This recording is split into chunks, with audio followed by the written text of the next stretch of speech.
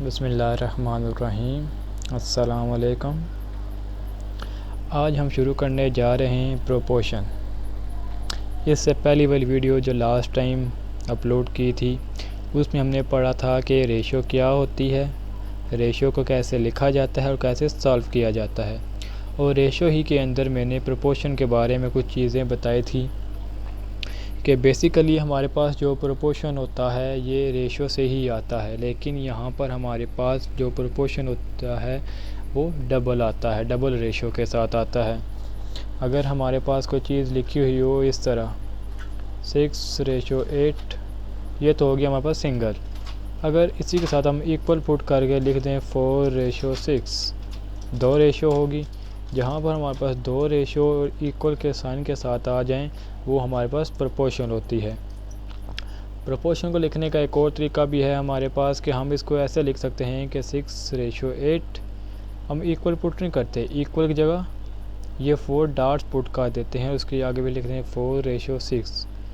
ये और ये दोनों सेम हैं।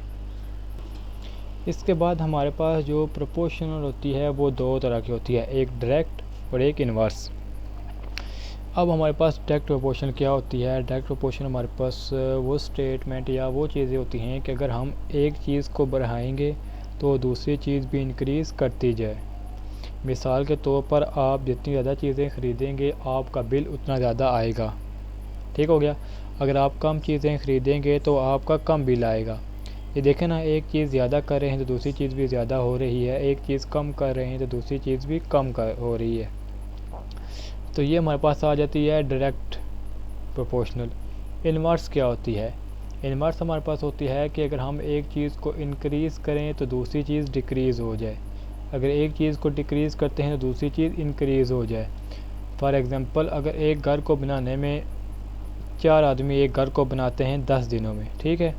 अगर वहाँ पे अगर हम आदमियों की तादाद ज़्यादा कर दें, 4 के बजाय 10 आदमी कर दें, तो उनको 10 दिन नहीं लगेंगे बल्कि वो जल्दी घर को कंप्लीट कर लेंगे। इसी तरह अगर एक स्टूडेंट 4 पेजेस लिखता है 1 आवर में, ठीक है। अगर हम वहीं पे कह देते हैं कि 4 स्टूडेंट इकट्ठे होकर लिखें तो तब उन्हें टाइम कम लगेगा ना। एक चीज़ हम इंक्रीज़ करें दूसरी चीज़ इंक्रीज़ करें, ऐसे अगर गाड़ी की स्पीड हम डिक्रीज़ कर देंगे तो उसको ज़्यादा टाइम लगेगा अपनी जगह पहुंचने में। अगर हम गाड़ी की स्पीड ज़्यादा कर देंगे उसे टाइम कम लगेगा। यहाँ पे टाइम कम हो रहा है, स्पीड ज़्यादा हो रही है, स्पीड कम हो रही है तो टाइम ज़्यादा हो रहा है। तो इस तरह हमारे पास डायरेक्टली और इन्वर्सली प्रोपोर्शनल आ जाते हैं। अब हम इससे रिलेटेड कुछ क्वेश्चन करेंगे, तो इनके क्वेश्चंस को हम उसी मेथड से करेंगे जो मेथड हमने यूनिटरी मेथड में किया था, ताकि इजीली आपके ये सारे के सारे क्वेश्चन सॉल्व आउट हो जाएं।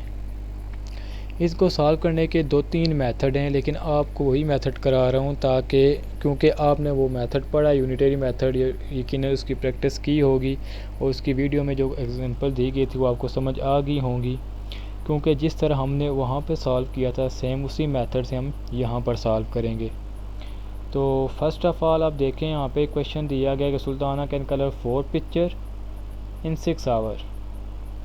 4 picture in 6 hour, how many pictures can be colour in 15 hours. यानी कि अब आवर्स हमें दे दिए गए दोनों तरफ से और पिक्चर्स हमने मालूम करनी, यानी कि 4 पिक्चर्स को 6 घंटों में कंप्लीट करती है। तो अगर 15 घंटे दे दिए जाएँ, अगर 15 घंटे दे दिए जाएँ इसका मतलब है कि पिक्चर्स भी इंक्रीज़ होंगी। तो ये हमारे पास कौन सी प्रोपोर्शनल होगी? डायरेक्टली प्रोपोर्शनल, क्योंकि एक चीज़ इंक्रीज़ की है तो दूसरी चीज़ भी इंक्रीज़ करेगी। तो इसका मेथड हमारे पास, तो यहाँ पे हम मेथड कौन सा यूज़ करेंगे? Unitary method. तो हमने मालूम क्या करना है, कितनी पिक्चर्स, और तो जो चीज़ हमें मालूम करनी होती है हम वो राइट साइड पे लिखते हैं। तो 6 आवर्स 4 पिक्चर्स, ठीक हो गया। अब 1 आवर्स में पहले हम मालूम करेंगे कि वो कितनी बना सकती है, तो वो हो गया 4/6। हमें कितने का मालूम करना है? 15 आवर्स का। 15 आवर्स तो 4/6 मल्टीप्लाई 15, क्योंकि यहाँ पर जब 6 को इधर मल्टीप्लाई, इधर था 6 था ना, तो ये क्या हो रहा था 1 से मल्टीप्लाई हो रहा था, इधर आके डिवाइड हो गया, तो 4/6 बन गया, 4/6 पिक्चर बन गई। तो हमने 15 आवर्स का मालूम करना, तो 15 को दोनों साइड हमने मल्टीप्लाई कर लिया, लेफ़्ट साइड भी राइट साइड भी। तो 15 आवर्स यहाँ पे क्योंकि 1 से मल्टीप्लाई होगा 15, तो 15 आवर्स ही आएगा। और इधर 2 3 3 2 6 और 3 5 2 1 2 2 2 4, तो 5 2 10। इसका मतलब वो 15 घंटों में 10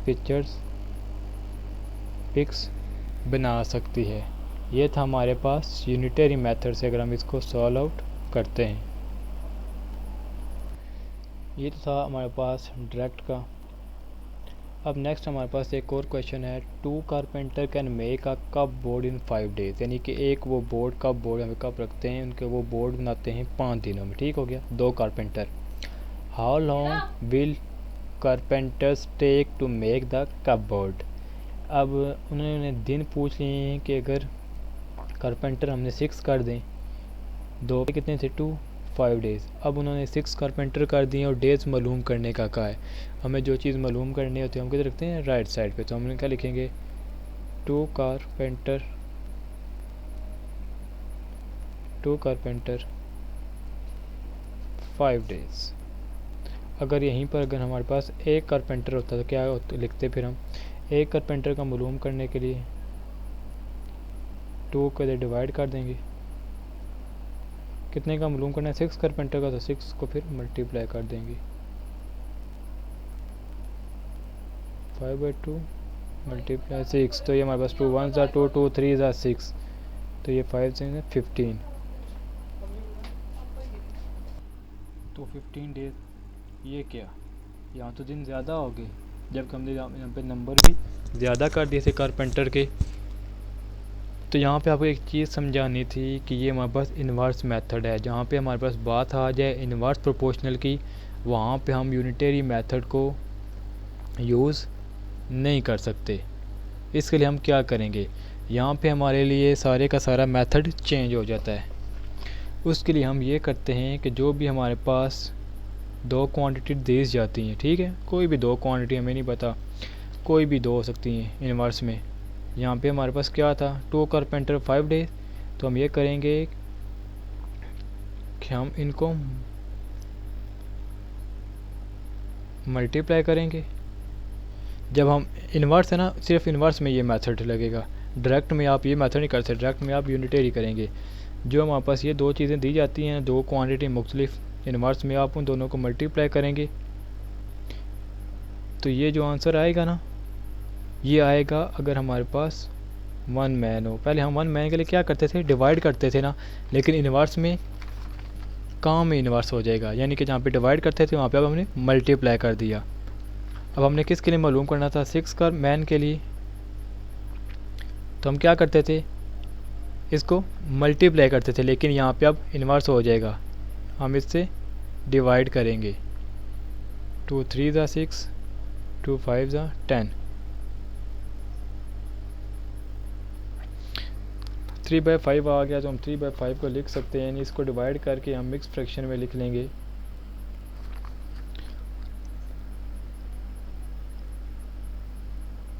1 2/3।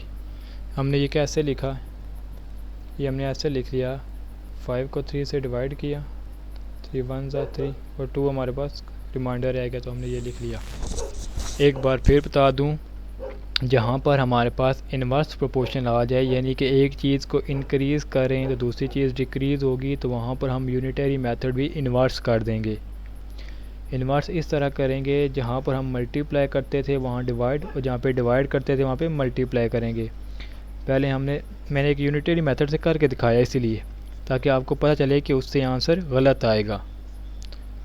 तो आपने ये चीज़ ध्यान रखनी है कि हमारे पास डायरेक्ट प्रोपोर्शनल है, इन्वर्स प्रोपोर्शनल है। आज के लिए